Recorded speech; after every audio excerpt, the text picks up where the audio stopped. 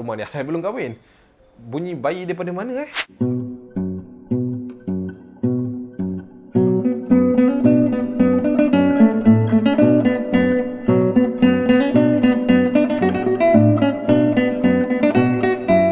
Assalamualaikum, welcome back to my channel. Alright, so hari ini merupakan hari Isnin, di mana hari yang menjawab semua persoalan korang yang tanya, "Bang, cerita seram bila bang? Next cerita seram bila bang?" Saya nak jawab kat sini ya, adik-adik, akak-akak, abang-abang, atuk-atuk, nenek-nenek ataupun sesiapa sahaja di lapisan umur yang mana, saya nak bagi tahu yang hari Isnin sahaja cerita seramnya. Janganlah kalau nampak konten hari Rabu saya, "Bang, kenapa tak buat cerita seram? Tak nak tengok konten ni." Sedih saya tahu. Saya penat tahu buat konten. Tak apa. Alright. So hari Isnin macam biasa, macam yang kita selalu sajikan di setiap minggu, ada cerita-cerita misteri yang kita akan sampaikan kepada korang. Terima kasih kepada semua yang menghantar. And kalau korang yang dah masuk channel ni, dah tengok video ni, jangan kedekut sangat. Boleh tekan subscribe button. So lah, tekan like and share, subscribe dan juga bell notification. Tak kisahlah daripada sini atau sini, saya pun dah lupa dah, okay? Tapi yang pasti, korang kena tekan juga ni pop-up yang keluar ni kepada siapa-siapa yang baru sahaja menonton channel ni, alright? So, kita nak cerita hari ni tentang cerita rantaian, cerita sambungan untuk misteri rumah sewa part nombor 3, alright? So, kita tak nak buang masa, tak nak cakap banyak, macam biasa, kita nak start cerita seram kita macam biasa. Aku nak bagi tahu awal-awal. Dengar ni, aku nak bagi tahu awal-awal. Dengar sekali lagi, aku nak bagi tahu awal-awal. Yang video aku ni ada jump scare tertentu yang mungkin ada secertain kau, atau orang cakap apa, orang yang tak boleh nak hadap, orang yang tak boleh nak layan kan, ataupun mudah terperanjat ke apa semua. Kalau tak boleh sila dengar. Kalau tak boleh nak tengok lah. Kisahlah apa korang nak buat, just jangan membahayakan diri sendiri. Aku tak nak lagi komen nanti kata tak nak benda yang tak baik jadi, tapi letak juga jump scare. Dan sebab tu lah aku kata jangan tengok. Cuba fahamkan sikit, okay? Alright. So, kita tak nak buang masa. Satu lagi aku nak bagi tahu, sekarang tengah hujan dekat luar, okay? So, aku terpaksa juga buat, aku kena juga buat. Kalau korang dengar bunyi hujan tu bukan bunyi sound effect tapi memang hujan dekat luar sana, alright? So, untuk malam ni kita nak cerita tentang misteri rumah sewa. Okey, kita tak nak membebel panjang. Untuk cerita yang pertama ni, cerita dia tentang seorang remaja yang tinggal bersendirian di rumahnya. Dia ni bukanlah menginap ataupun menyewa rumah tu. Rumah tu rumah parents dia. Yap, alright. So, nama brother ni yang send email ni kat aku, nama dia Kamel. Dia tulis situ Kamel Dude, tak silap aku. Dia punya email. Tapi ini nama dia Kamel. Kata cerita ni tentang dia di mana ketika itu dia bekerja, tak silap aku, daripada Tanjung Malim. And then kata petang tu dia nak balik ke rumah dia dekat Ipoh, Perak sana. Bukan juga cerita ni orang cakap baru lagi, fresh lagi. Sebab apa benda ni terjadi ketika bulan Oktober pada tahun ini. Aku rasa dalam almost sebulan dah lah cerita ni, and aku rasa baru lagi lah sebab banyak aku dapat cerita daripada tahun-tahun sudah ataupun 2 tahun sudah kan. Alright, so kita balik kepada cerita Kamel ni. Kamel kata dia balik ke rumah tersebut and dia dapati parents dia tiada di rumah. Disebabkan parents dia pergi ke Ceras time tu untuk kata menjalani pemeriksaan rawatan jantung. Mungkin parents dia ada masalah komplikasi jantung ke apa, kita tak tahu. Just kita doakan yang terbaik untuk parents dia. Alright. So dia kata masa dia sampai rumah tu, dia tengok rumah tak ada orang. So dia pun call lah mak dia. Dia pun, "Assalamualaikum mak. Ni Kamel ni dah sampai dah rumah. Rumah tak ada orang tak ada orang. Tapi tak apa, mak dah tinggalkan kunci tempat biasalah kat dalam peti surat tu." Lebih kurang macam tu lah kan. So kami ni pun okey mak, okey. Nanti pandailah. Balik bila mak?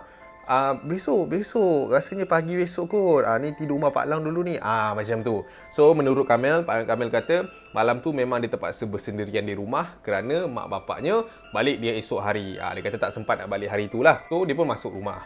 So masuk rumah tu macam biasalah, dia pun naik, mandi apa semua, persiapkan diri apa semua kan. So malam tu dia rasa macam, aduh, aku duduk rumah seorang-seorang pisyang ni. Call member lah. Mana tahu member dah datang lepak ke kan, borak ke, ada sikit orang cakap hiburan, tak adalah, sunyi aku seorang-seorang kat rumah, dia kata macam tu. So dia pun call member dia, "Lim, jom lah datang rumah aku seorang dulu ni, mak bapak aku tak ada. Aduh Mai, aku pun tak datang Mai, tapi malam ni aku dah hal lah." Seorang dia telefon, tapi dia kata kawan-kawan dia semua tak free, and ada orang cakap hal-hal sendirilah untuk diuruskan pada malam tersebut. So nak tak nak memang dia kena duduk seorang-seorang and berjaga seorang-seorang dekat rumah tu. Okey, kisah dia bermula macam ni. Dia kata pada malam tersebut, okey, dibayangkan rumah dia ni 2 tingkat. Rumah teres yang ada 2 tingkat. So dia kata bilik dia di belah atas and ada beberapa bilik di bahagian bawah lah. So dia kata masa malam yang dia mula naik ke atas untuk lepak ke atas pula, dia kata dia terasa seperti ada orang meninjau dia daripada bawah. Daripada dalam bilik, daripada bawah tu lah. So dia pun macam tak ada apa kot. Aku penat ni. Aduh, buat hal seorang-seorang kat rumah ni. Dia macam tu lah. So dia pun naik tangga pak sampai atas. Dia pun buka bilik dia and then dia masuk. Masa dia masuk bilik dia tu tak ada apalah. Dia just buka laptop dia and dia nak layan Netflix. Dia kata time tu dalam around pukul 11 lebih nak pukul 12. Yang menariknya pandainya si Kamel ni dah tahu duduk seorang-seorang dengan rumah besar macam tu, gelap pula tu, dia boleh buka cerita seram, cerita han lah. Cerita han dekat Netflix tu. Dia pun play, dia play, dia pun layan. Masa dia tengah layan Netflix tu, dia kata dia dengar ada sound yang orang cakap memelikkan lah time tu. Tapi dia pun macam aku malas lah nak fikir. Aku macam cerita hantu je pun kan. Dia fikir macam tu lah kan. Tapi dia rasa macam ada something. Kau faham tak? Bila kau kat dalam satu bilik and then kau rasa ada benda lain kat situ, kau akan rasa macam seperti diperhatikan, ataupun mungkin kau rasa macam ada someone lah dekat situ kan. Tapi dia kata dia tak adalah pedulikan sebab dia rasa mungkin sebabkan badan dia penat kan. Kan dia siang daripada Tanjung Malim ke Ipoh tu kan. So dia kata macam tak ada apa lah ni, awak tak tahu lah. So dia pun tengok je Netflix tu. Masa dia tengah tengok Netflix tu, dia terdengar bunyi yang sangat-sangat pelik dan curiga ketika itu. Dia dengar bunyi macam tak tak tak tak tak tak.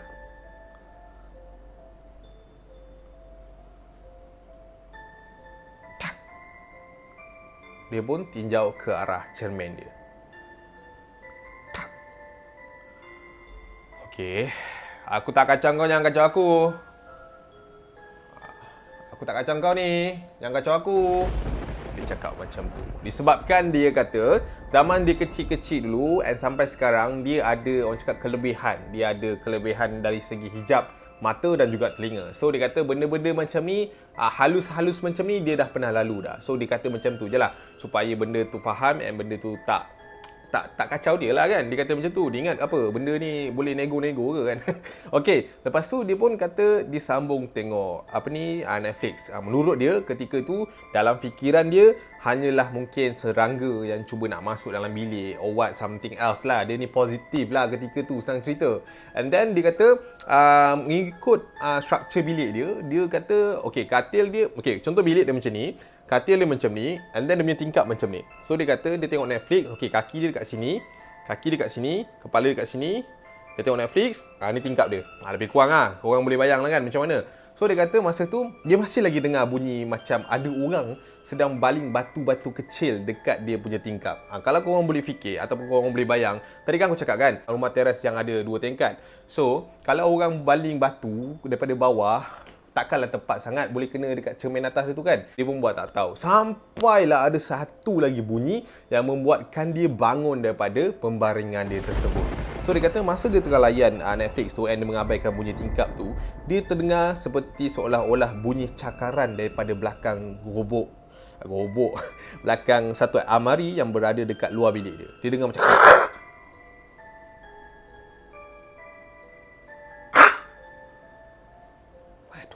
apa lagi pula ni. Dia pun bangun. Dia pun bangun daripada tempat baring dia. Dia buka pintu dia perlahan-lahan. Dia tengok. Janganlah kacau aku. Tak kacau korang kan. Dia tutup balik pintu dia.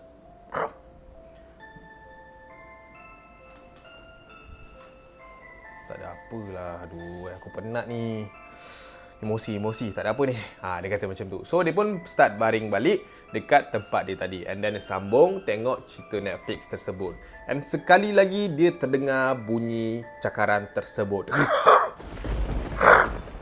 And masa tu dia kata dia tinjau dekat belah bawah pintu dia kan. Kalau pintu kan kat bawah tu ada ruang sikit kan. Dia kata dia tinjau, dia ternampak seperti ada orang lalu lalang di bahagian luar bilik dia. Dia kata macam tu. So time tu dia dah macam, ni ini bukan hantu ni penyamun ni. Dia kata macam tu. Aduh, phone aku mana? Dia pun cari phone dia and then dia terus dial 999. Dia kata time tu kalaulah pintu tombol dia tu terbuka ke ataupun sedang dikopek, dia akan terus dial lah. Dia kata macam tu. So dia pun macam okay, relax. Dia still tinjau lagi dekat bawah lapisan pintu dia. And then dia masih lagi nampak ada orang lalu lalang. Seperti orang yang sibuk tahu, lalu lalang. So dia pun macam okay, relax man. Tuh.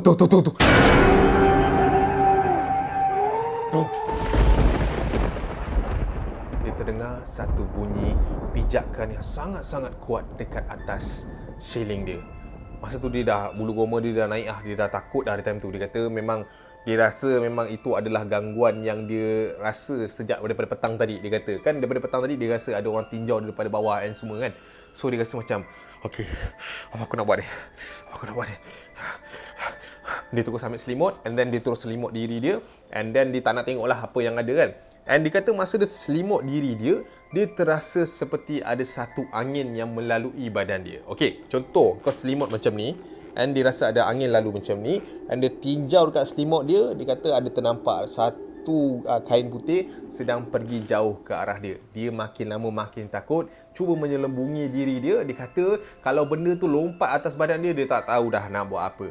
Dia kata macam tu. And then dia kata dia terlelap pada malam tersebut and pagi besok mak ayah dia dah balik ke rumah daripada ceras tadi. Dia cerita kat mak dia and mak dia kata mungkin hayalan lah sebab kau penat kan semalam. Dia kata macam tu. And then dia macam tak percaya lagi tau yang dia kata benda tu hayalan sebab dia rasa dia dengar and everything lah, semua benda jelas dekat dia kan.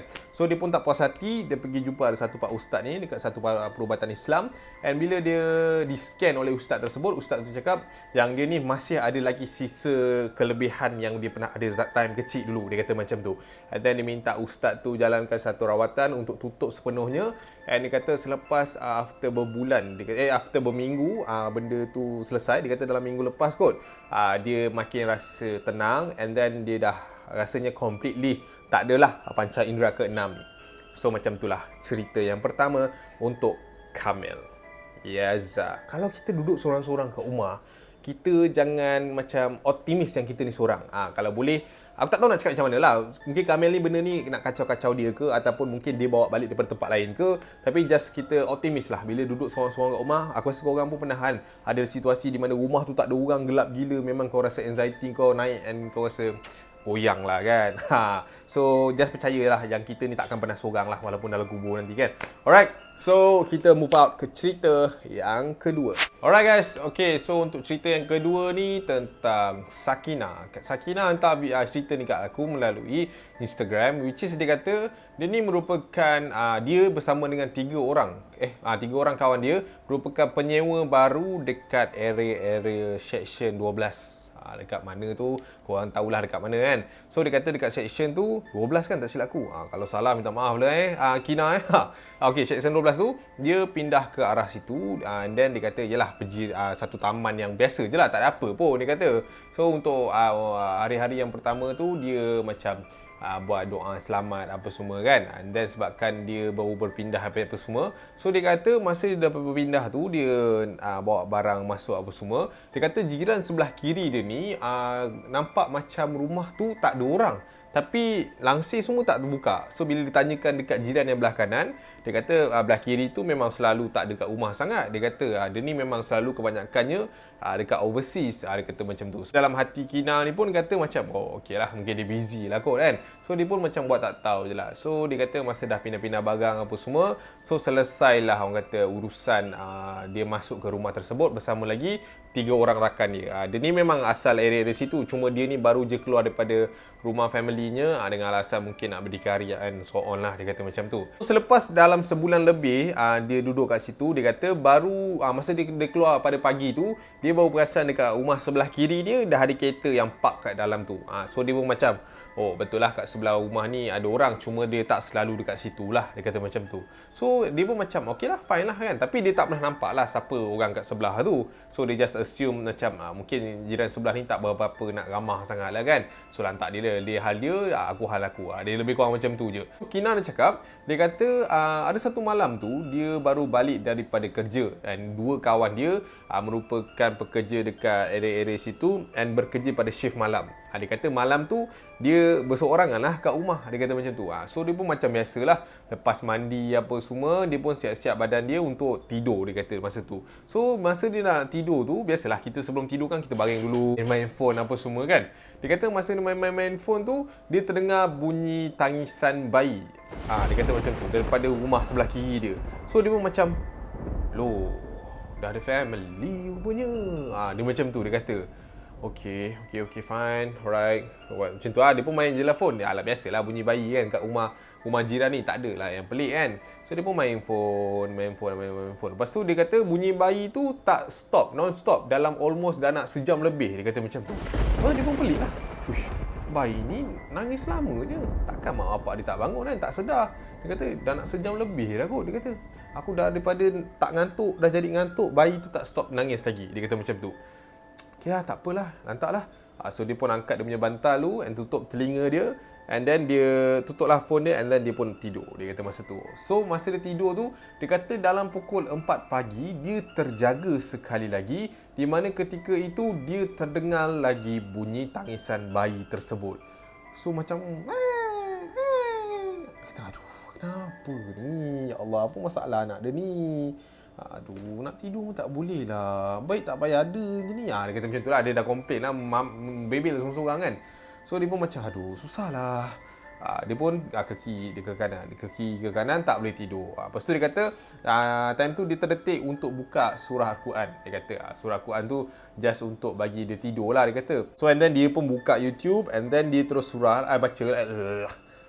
And then lepas tu dia terus buka YouTube, and then dia terus buka surah lah, surah untuk senangkan dia tidur kan. So pun dia buka, so dia letak dia punya phone tu dekat atas telinga dia. Lepas tu kedengaran lah bunyi surah tu, A'udzubillahi minasyaitonirrajim. Dia kata masa starting surah yang pertama, surah Al-Kursi, dia kata dia tak dengar langsung bunyi bayi tu. Dia kata macam tu. Tiba-tiba bunyi bayi tu macam jauh je daripada dia. Dia kata macam tu. Dia pun macam, dah tidur kot, whatever lah.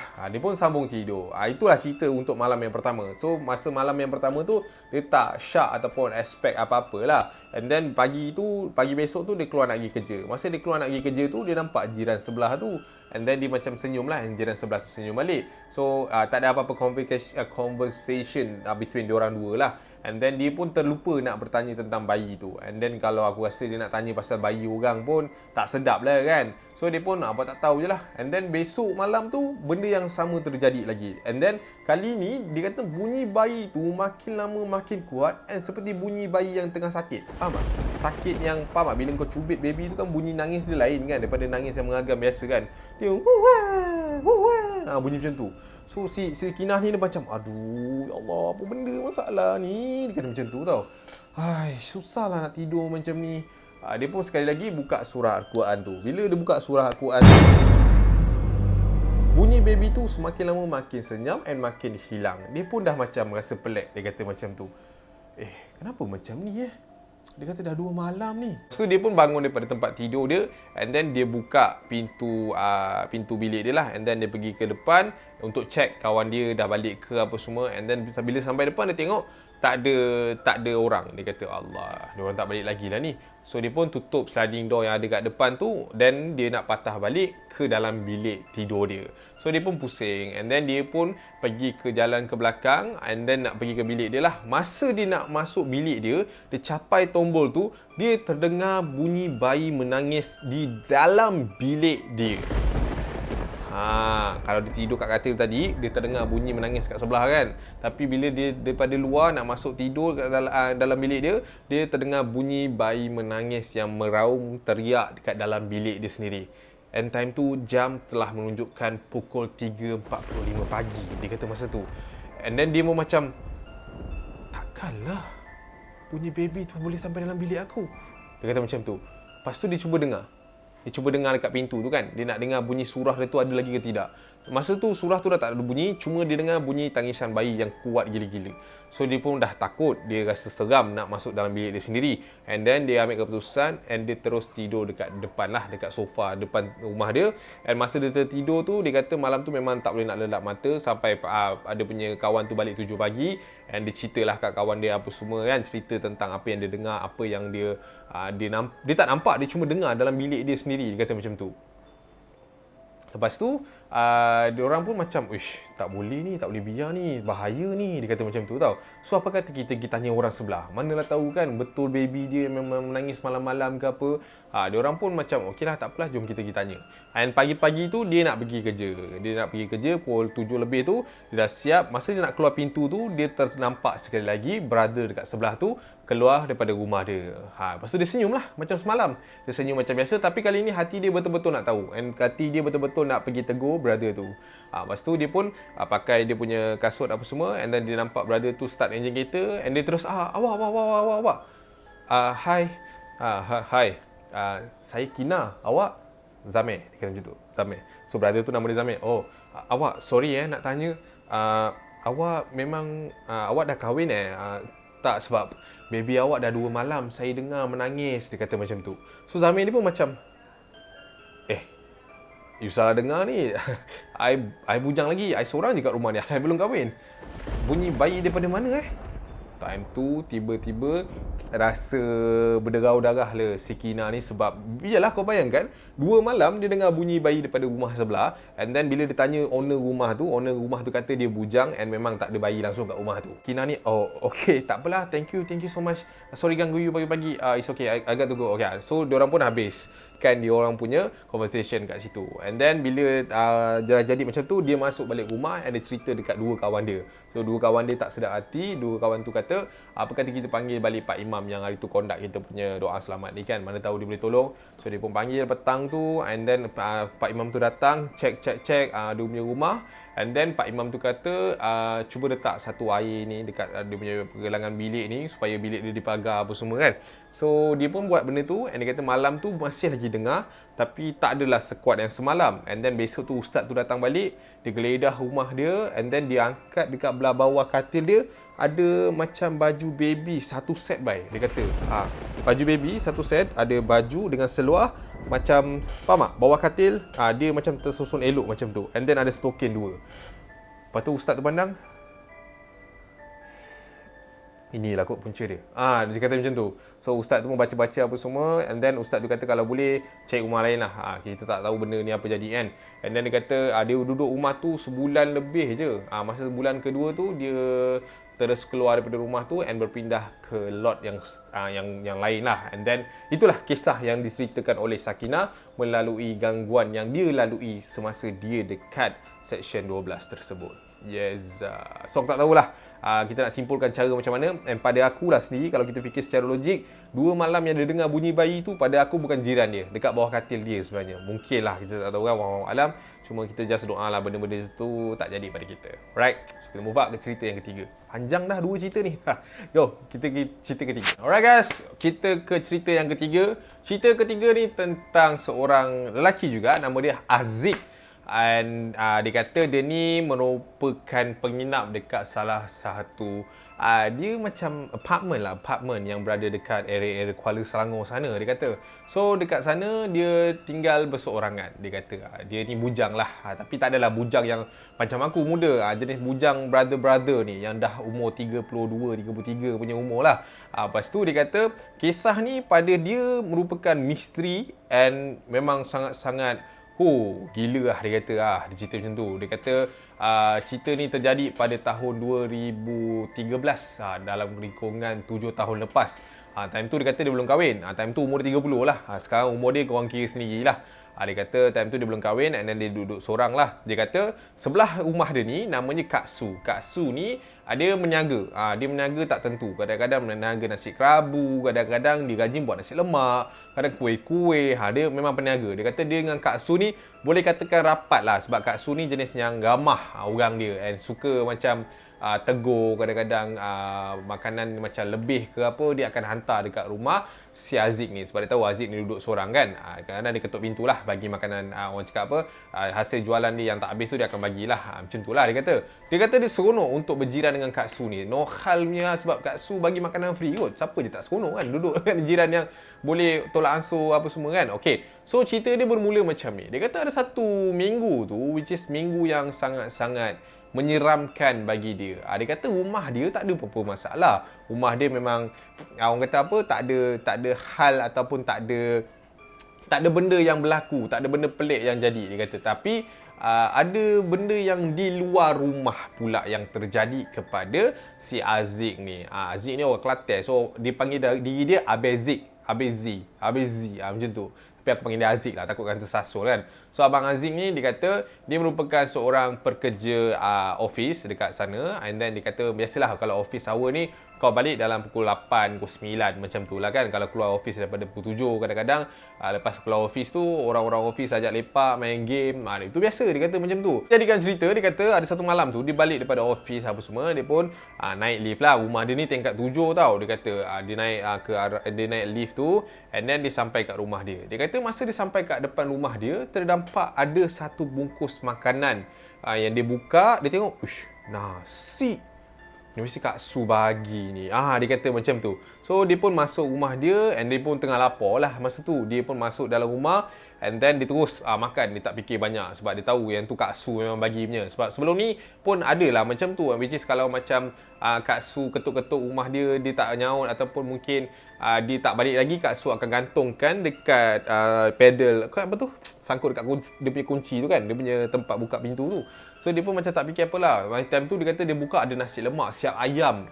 Mau tak berselera. Dia kata dia bancung Nescafe ais, dia terus makan. Dia terus makan, tak berfikir, pap, kenyang. Dia pun baring, tertidur. Dia kata macam tu. So besok harinya dia balik ke rumah, masih lagi ada makanan. Time tu dia dah pelik.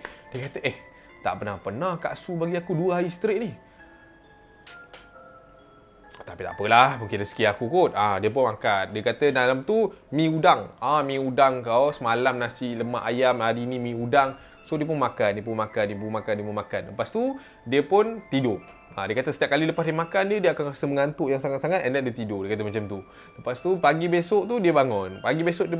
Dia nampak Kak Su tengah bergegas nak keluar. Dia kata time tu Kak Su kata dia dah lambat. Dia kata dalam pukul 6 nak ke pukul 7 lah. Kak Su kata dia nak menjaga, dah lambat kan. So dia kata time tu dia nak tanya Kak Su pasal makanan yang dia bagi, nak ucap terima kasih apa semualah kan. Tapi Kak Su tu nampak macam rushing. So dia macam terima kasih tau Kak. Terima kasih kenapa? Kak bapak tak faham pula. Yelah sama-sama. So Kak Su tu pun gerak. Kak Su pun gerak sebab Kak Su tu dah rushing kan. So dia pun macam betul lah Kak Su bagi. Kalau dia tak bagi takkan dia cakap sama-sama, right? So bila dia dah macam tu, dia pun macam okey tak apalah. So pergi office. Masa dia pergi office tu dia kata time tu dia dah rasa pelik. Dia kata apa? Masa dia sampai office untuk hari yang ketiga dia nampak kawan-kawan dia yang selalu ada duduk dengan dia, borak sama dengan dia, dah mula menjauhkan diri daripada dia. Dia macam tu. Lepas tu dia pun macam aku ada buat salah ke? Dua ni. Hapus lah. Dia kata sepanjang hari tu tak ada orang langsung bercakap dengan dia dekat office. And dia kata bila dia lalu kat satu laluan yang ada orang akan menjauhkan diri daripada dia. Dia pun macam pelik lah dia orang ni. Apakah? Dia pun buat je lah kerja dia. Dia buat kerja dia. Lepas tu dah balik. Dia kata time tu dia balik awal sikit. Time tu dia sampai rumah dah nak maghrib. Bukan. Time tu maghrib. Dia sampai rumah time tu bunyi azan. Dia kata masa dia bunyi azan tu, dia naik ke lift dia and then dia pun masuk. Dia nampak, plastik. Uish, Kak Su ni. Ya betul, 3 hari straight bagi aku ni. So dia pun buka. Hari ni kuih. Sedap ni. Kuih kasui. Sedap ni. Okay. Dia pun masuk rumah and then dia makan. Dia makan apa semua. Lepas dia makan, dia duduk.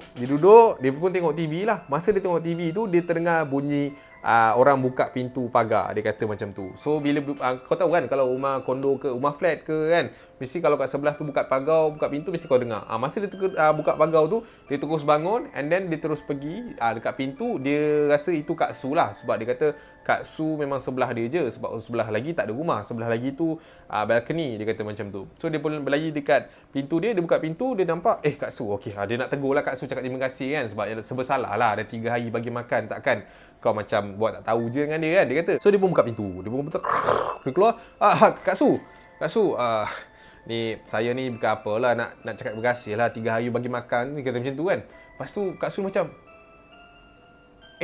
Aziz, awak ni biar betul, 3 hari mana ada mana ada Kak Su bagi apa-apa, dia kata macam tu. So Aziz ni macam, habis yang siapa yang sangkut makanan kat sini, dia kata macam tu. Tak ada, Kak Su bagi awak last minggu lepas, yang nasi kerabu tu, awak ingat tak? Oh, ingat, dia kata macam tu. Okey. Tak apalah Kak Su, terima kasih. Dia kata tak apa, sorry ganggu Kak Su sebab saya dapat makanan 3 hari turut-turut. Saya pun tak tahu. Saya ingat Kak Su yang hantar, sebab Kak Su yang selalu hantar benda tu kat saya kan. Tak ada. Okey, awak okey tak? Okey. Lepas tu Kak Su tu macam, okey. Okey. Kenapa Kak Su? Tak ada apa, Kak Su masuk dulu. Okey. Lepas tu Kak Su tu pun masuk. Masa Kak Su tu masuk, dia pun masuklah bilik dia. Dia pun masuklah rumah dia. Dia pun masa tu masih kenapa orang jauh-jauh dengan aku, Kak Su sampai tutup hidung. Tak adalah busuk. Aku pergi kerja pun aku mandi. Dia kata macam tu. So dia pun macam, dan siapa yang hantar makanan tu? Pelik aku. Dia pun pergi belakang, buat air, and then dia pun duduk. Masa dia duduk tu, dia buka plastik kasui dia yang tak habis tu. Masa dia buka, time tu dia rasa terperanjat, sebab sebelum dia buka plastik tu, dia terbau satu bau busuk yang gila-gila bar punya. Dan bila dia buka kuih kasui tu, dia kata atas kuih kasui tu ulat sampah, man. Yeah. Kasui atas tu bukan kelapa, ulat sampah. Terus dia muntah. Dia kata time tu dia buang makanan tu, dan masa dia muntah tu dia kata dia nampak ada surat khabar dan macam-macam benda Allah yang tak sepatutnya orang makan lah, senang cerita kan. Dan ada lipas lah tu, ya Allah. Dia macam terus, faham tak, dia lemah gemalai badan dia, and dia muntah, and dia keluar. Dia terus ketuk pintu sebelah rumah Kak Su tu, and dia minta tolong lah Abang Hamid tu, Kak Su punya suami, untuk tolong dia masuk rumah apa semua. Lepas tu Abang Hamid tu pun masuk. Abang Hamid pun tengok dah penuh lah, muntah, darah semua kat situ. Lepas tu dia pun bantulah si Aziz ni apa semua. Dia bersihkan Aziz, and then dia bawa Aziz pergi ke satu tempat tu, and dia tak adalah settle dalam satu hari tu. Dia kata ustaz tu jumpa dia. Ustaz tu kata yang hantar ni sebenarnya salah rumah. Sebenarnya makanan bungkusan yang dia hantar tu, dia nak hantar rumah sebelah. Sebab sebelah tu kan menyaga. So bila menyaga ni, Melayu ni kan macam-macam hal kan. Tapi dia pergi hantar pula rumah sebelah. Tak pasal-pasal budak ni kena. Dia kata macam tu. So time tu ustaz tu kata, awak nampak tak sekarang orang makin jauhkan diri daripada awak. Itu kesan dia. Dia kata macam tu. Sebab bila orang dekat dengan awak, orang akan bau busuk yang sebusuk-busuknya. Saya depan awak pun saya tak boleh tahan ni. Tapi yelah, ini tugas saya kan. Dia pun baca. And dia kata dalam sebulan jugalah dia kena berubat, and dia tak pergi kerja atas alasan tu. Alhamdulillah bos dia faham, dia kata. And then selepas tu tak ada lagi lah jadi macam tu. And dia pun tak pasti apa and siapa yang menghantar tu. And hari keempat tu dah tak ada dah benda tu. Macam tu lah. So lepas tu dia terus, dia masih lagi tinggal dekat tempat tu. Dia kata dalam masa berapa tahun, 2 tahun. And then tak ada lagi lah benda-benda pelik macam tu jadi. Oh cinca, ya Allah, sakit kepala aku siap. Kalau kau lah buka plastik kasui atas ulat sampah. Kita move out cerita keempat. So cerita keempat ni dia quite simple, tapi pada aku cerita keempat ni pun ada kesan yang sangat-sangat dalam kepada diri insani seorang-seorang tu, which is yang terjadi ni kepada seorang jejaka yang bernama Syahrul. Syahrul ni merupakan juga duduk dekat rumah flat yang berada dekat area Sabah sana. Dia kata kat Sabah tu, kau tahu je dia ada logat-logat dia kan. Masa dia hantar cerita ni pun aku tak adalah faham sangat. Tapi bila aku minta tolong kawan Sabah aku, dan Alhamdulillah lah aku boleh lah dapat cerita dia. Dan bagi aku cerita dia sangat-sangat Wow, okay. Cerita Syahrul ni, dia kata dia dekat area Sabah tu. Kata masa tu dia duduk and then dia ni merupakan salah seorang rukun tetangga yang ada dekat flat tu. Sebab dia dah duduk lama dah, dia dengan family dia. Dia kata time tu dia duduk lama. And dia kata dia ni, biasalah orang-orang flat tu memang dah kenal. Dia kata dalam almost 6 ke 7 tahun lah dia kata dia dah tinggal dekat situ. Dia kata sepanjang itu nada dia NNDA macam tu lah. Tak ada apa-apa benda yang terjadi, tak ada apa-apa yang pelik, tak ada apa-apa yang misteri berlaku pada dia. Cuma dia ada dengar lah cerita tentang orang dakwa ternampak Cik Ponti yang sedang berkeliaran dekat situ. Tapi untuk dia personal, dia tak pernah merasai, melalui ataupun melihatlah apa-apa benda yang macam-macam orang kat situ dakwa lah. And dia kata sepanjang dia duduk situ sebenarnya dah ada 3 ke 4 kes bunuh diri yang dilaporkan dekat rumah flat dia. Orang lompat daripada atas, putus cinta, kena buang kerja, kena tinggal bini. Itu semualah punca-punca dia. And dia orang kata benda-benda yang muncul dekat area apartment dia pun datangnya daripada itulah yang melakukan perkara tersebut kan. So bila dah macam tu, dia pun macam tak ada apa pun jadi kat aku. Tak ada apa-apa bah macam tu kan. So dia kata ada satu malam ni si Syahrul ni merupakan dispatch. Dispatch ni hantar surat atau semua ni kan. Dia kata dia ni dispatch, so dia akan balik dalam pukul 7 lebih lah, lepas dia dah settle apa semua kan.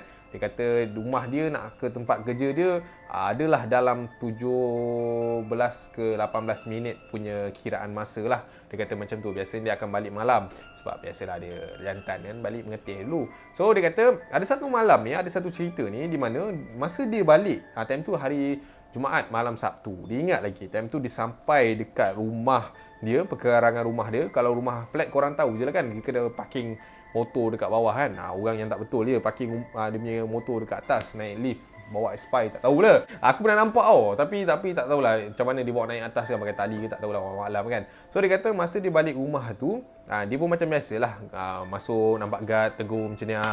Dia pun bawa motor dia sampai kat perkarangan, dia pun start, dia pun duduk, dia pun stop. And then dia pun buka helmet dia, start tongkat dia, mati enjin dia. So dia pun bangun daripada dia punya tempat duduk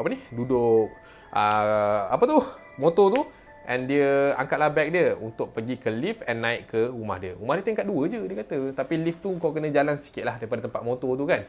Dia pun pergi kat motor tu. So masa dia nak starting jalan nak ke arah tempat lift tu, dia terdengar ada satu suara orang tua memanggil dia daripada belakang. Assalamualaikum, nak. Dia pun macam Waalaikumsalam pakcik. Kenapa? Macam tu lah lebih kurang kan. Ni nak minta tolong lah awak jiran tetangga ke kat sini, kata macam tu kan. Ya pakcik, ya. Kenapa ada apa-apa saya boleh tolong? Macam ni, dekat tingkat 4 ada orang meninggal. So tak ada orang, dia pun duduk seorang, tak ada anak. Saya nak pergi surau depan tu, boleh minta tolong tumpangkan tak? Dia kata macam tu. Nak pergi surau buat apa cik? Nak panggil orang surau tolong uruskan jenazah dia, baru mati tadi. Dia kata okey, tak apa pakcik. Tak apa, pakcik naik balik, pakcik tolong tengokkan jenazah tu, biar saya sendiri yang pergi surau and panggil. Dia kata macam tu. Saya kenal pakcik kan, Pakcik Umar kan? Dia kata macam tu. Pakcik Umar ni. Dia kata macam tu. Tak apa, Pakcik Umar naik dulu. Nanti saya sampai dengan orang surau, saya terus naiklah kat tingkat 7. Pakcik tunggu kat situ. Boleh. Dia pun terus bergegas naik ke motor dia, and then dia pergilah surau dekat depan dia punya rumah flat tu. Dekat je, dalam lingkungan 500 meter macam tu kot. Dia pun pergi and then dia panggil lah orang-orang surau dekat situ. And then bila orang-orang surau tu dah settle, time tu dah nak isyak. Dia kata sebelum diorang isyak tu, Bilal suruh beberapa anggota yang ada kat situ, orang-orang yang dah ada dekat masjid tu, untuk pergi tolonglah si Syahrul ni untuk ikut, untuk tengok jenazah tu macam mana dia orang boleh tolong apa semualah. So dia pun turunkan beberapa orang, ada 4 orang masa tu. Dia pun pergi and then dia kata dia dah sampai dekat dia punya flat tu, dia pun naiklah atas tu sama-sama dengan orang surau yang lain. So masa dia masuk ke flat tu and dia sampai ke tingkat 7, lift tu pun terbuka. Masa lift tu terbuka, dia keluar bersama dengan orang-orang surau yang lain, and then dia kata kat depan tu ada kawan yang sama dalam grup jiran tetangga dia, which is Rudy. Rudy ni salah seorang penghuni flat tu juga, and then dia pun tanyalah Rudy macam mana? jenazah dah settle ke? Dia kata macam tu. Tak. Ni aku baru nak turun ni, nak pergi panggil orang surau. Tak payah. Ni. Abang-abang ni semua orang-orang surau. Tadi Bilal yang suruh bawa sini. Mana kau tahu? Ada orang datang dalam grup ke? Tak ada. Tadi Pakcik Umar dekat bawah. Aku jumpa dia, aku nak balik. Aku jumpa dia dekat bawah lift tu. Dia kata dia nak pergi sendiri, nak pergi panggil orang-orang surau. Aku kata tak payahlah, biar aku je pergi. Lepas tu Rudy pun pandang dia. Syarul, kau merepek apa ni? Kenapa? Yang meninggal ni Pak Umar.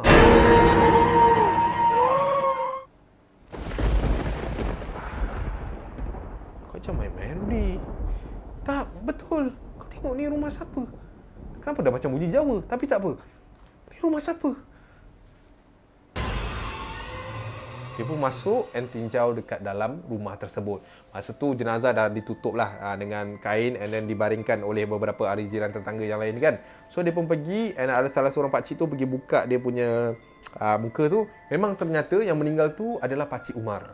So persoalan dia, dekat bawah tadi yang minta tolong pergi surau ke apa tu semua, siapa? Kan, betul tak? Kalau yang meninggal tu Pakcik Umar. So dia pun macam tergamam lah and then dia keluar daripada rumah tu, dia pergi jumpa Rudy. Sumpah wallahi aku nampak dia dekat bawah. Dia yang minta tolong aku weh. Aku tak tahu nak cakap apa lah Rul. Cuma memang aku nak turun pergi panggil orang surau. Aku tak tahu pula kau dah panggil. And then kita orang pun baru panggil anak-anak dia apa semua. Dah lama meninggal lah. Adalah sejam lebih. Lagilah dia terberanjat. Dia panggil orang tu tak sampai sejam dah. And tak tahulah, dia pun tak tahu nak simpulkan macam mana. Dia kata selepas benda tu terjadi and tak ada apa-apa pun, misteri jadi pada dia. And just dia minta tolong orang surau, tolong settlekan apa semua, and then dibawa ke hospital. And then lepas tu anak beranak dia, and dia kata masa urusan pengebumian Pak Umar tu, dia ada dekat situ. And dia tak tahulah, dia macam ada ternampak kelibat Pak Umar yang ada dekat ramai-ramai time orang nak kebumikan dia. Cuma dia just sedekahkan Al-Fatihah and yalah macam tu lah, dia tolong lah. Orang cakap menguruskan jenazah untuk perjalanan terakhir Pakcik Umar tersebut. So macam tu lah cerita untuk si Syahrul ni. Betul tak? Cerita dia simple je. Tapi ya Allah, kalau kena kat aku tu aku tak tahu nak cakap apa weh. Cuma mungkin dia beruntung lah kot kan. Aku tak tahu nak cakap macam mana. Nak simpulkan pun kita tak tahu kan. Benda ni luar daripada kemampuan kita. Cuma yalah, kalau yang baik tu kita ambil sebagai teladan, kalau yang tak tu kita jadikan pedoman lah. Segala yang baik datangnya daripada Tuhan, kelemahan ke keburukan datangnya daripada kita sendiri. Okay? So itu sahaja untuk edisi kali ni tentang rumah sewa punya version. Aku harap korang terhibur. Walaupun ada yang dah komen yang kata dah tak seram semua kan. Tak apa, it's okay. Kita buat benda ni for fun pun kan. Tak kalau setiap minggu best je dah. Tapi kalau korang rasa setiap minggu aku dapat bagian terbaik, Alhamdulillah, terima kasih. Aku nak ucapkan kepada korang. Just aku nak pesan selalu dalam kehidupan ni, belum tentu semua yang kita nak lalui itu manis. Kerana apa? Kalau hari-hari ditelankan benda yang manis, lambat laun dia akan membunuh kita sendiri. Kalau lalui benda yang pahit, cuba istiqamah and yakin satu hari nanti pasti akan datang manisnya. Okey, so sampai situ saja. Jaga diri, jaga SOP, salam PKPB, duduk rumah, tak perlu jangan keluar, and sentiasa orang kata tunggulah update-update yang tertentu pada hari Isnin minggu hadapan untuk cerita seram lagi. Okey, so terima kasih sebab masih lagi di sini. Kita jumpa di minggu yang akan datang. I see you and I see you. Peace. Assalamualaikum.